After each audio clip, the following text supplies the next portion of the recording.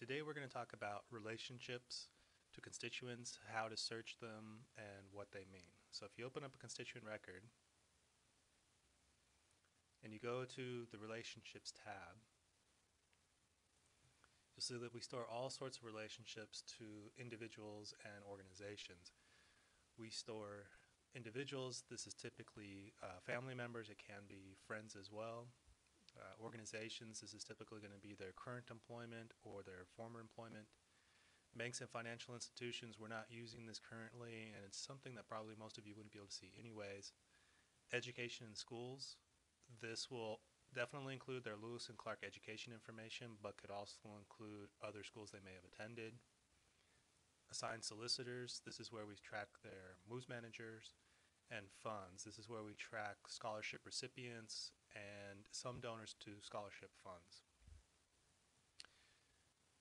You can jump into here and sort by any of the columns above, by name. Maybe you want to search by relationship, so you only see the moves manager. By looking at this, we can clearly see that Diane Dickey was the moves manager from February 1st, 2007 to April 12, 2008, and then the day after, Aaron became the moves manager and is currently the moves manager because the date 2 is blank.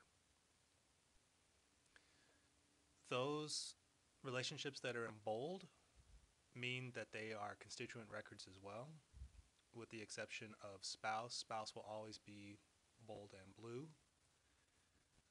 But we can tell that Robert Pio, who is his father, is not a constituent, but the other ones are. If you click on a relationship, you can see some information about that person. One thing you should note, though, is that this record that we're looking at here, this individual relationship record, is not the same thing as JC's constituent record. Now, in addition to knowing that this is a constituent in the database somewhere else because this is bold over here, we also know it's constituent because this arrow right here is filled in. And this blue arrow, we can jump directly to the constituent record for JC.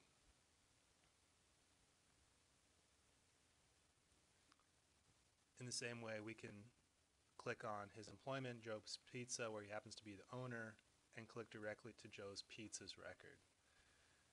Now, one of the issues that usually gives people concerns or troubles is trying to understand what the difference between relationship and reciprocal is. Now, the easiest way I find it is if I go to an organization record, so Joe's Pizza, and I click on somebody that works there, Joseph. The way to think about these two tabs is as such. This individual, Joseph Pio, is the employee of this record over here. So the relationship is, what is this record here related to this main constituent? And then the reciprocal is employer. And then these two reverse themselves once we go to the other side. So if we click from Joseph's over to Joseph Pio's record, we can see that the reciprocal is true for Joe's Pizza's record. So Joe's Pizza is, the relationship is the employer of Joseph Pio, and the reciprocal of that is employee. The same is true for individual relationships. So JC, this record is the uncle of Joseph Pio, and the reciprocal is nephew. And if you jump to JC's record, you can see the reverse. And that's how we look at relationships in Razor's Edge.